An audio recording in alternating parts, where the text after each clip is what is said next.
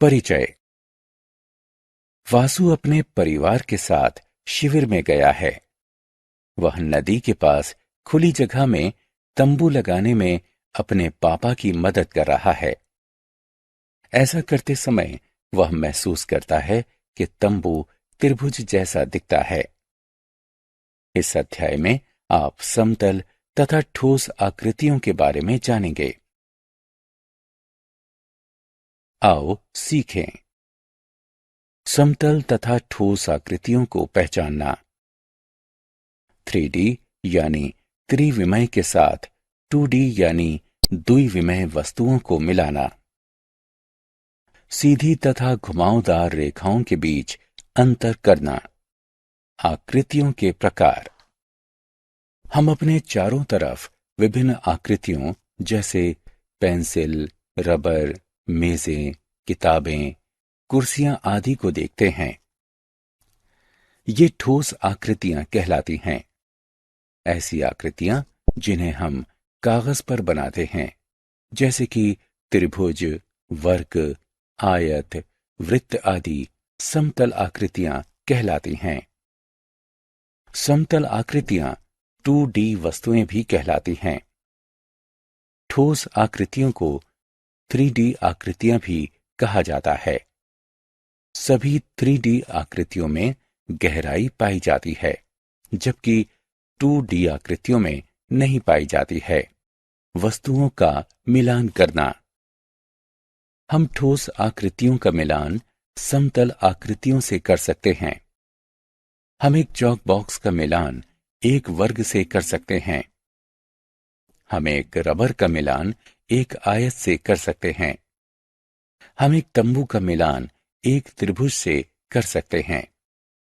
हम एक गेंद का मिलान एक वृत्त से कर सकते हैं। 3D वस्तुओं को नाम देना।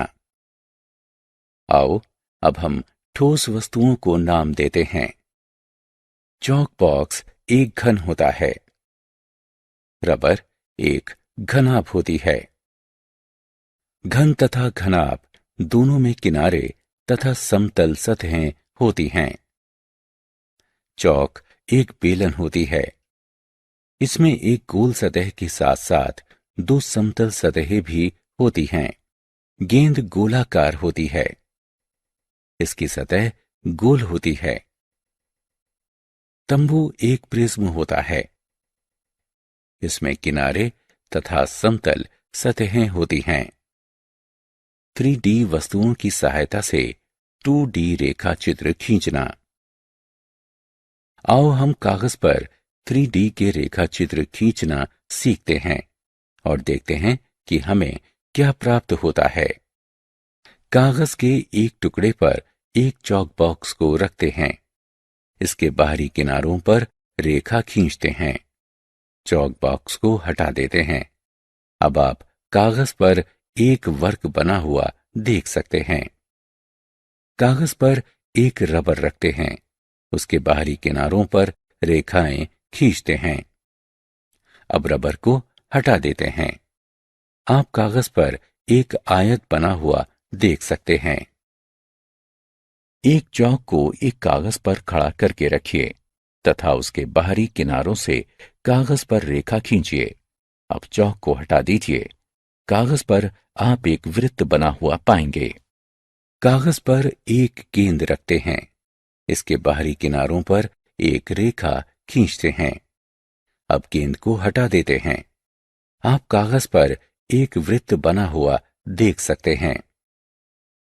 कागज पर एक छोटा तंबू रखते हैं। उसके बाहरी किनारों पर एक रेखा खींचते हैं। अब तंबू को हटा देते हैं। आप कागज पर एक त्रिभुज बना हुआ देख सकते हैं। सीधी रेखाएं। कागज के एक टुकड़े पर माचिस की कुछ तीलियां रखते हैं। तीलियों को 3 तरीकों से रखा गया है: क्षैतिज, लंबवत और तिरछी। क्षैतिज तीलियां आड़ी रेखाएं बनाती हैं। लंबवत तीलियां खड़ी रेखाएं बनाती हैं। तिरछी तीलियां तिरछी रेखाएं बनाती हैं। सीधी रेखाएं खींचना। हम एक सीधी रेखा कैसे खींचते हैं? जी हां, एक रेखक की सहायता से हम सीधी रेखाएं खींच सकते हैं। एक किताब या पेंसिल बॉक्स के एक किनारे की सहायता से भी सीधी रेखाएं खींची जा सकती हैं। वक्रीय रेखाएं। जो रेखाएं सीधी नहीं होती हैं, उन्हें वक्रीय रेखाएं कहते हैं। एक कटा हुआ तरबूज वक्र होता है। पत्ती का किनारा वक्र होता है। हमने क्या चर्चा की? ठोस आकृतियां 3D आकृतियां कहलाती हैं। समतल आकृतियां 2D आकृतियां कहलाती हैं। रेखाएं खींचकर 3D आकृतियों का मिलान 2D आकृतियों से किया जा सकता है। घनाकार का मिलान वर्ग से, घनाभ का आयत से और वृत्त का गोले से मिलान किया जा सकता है।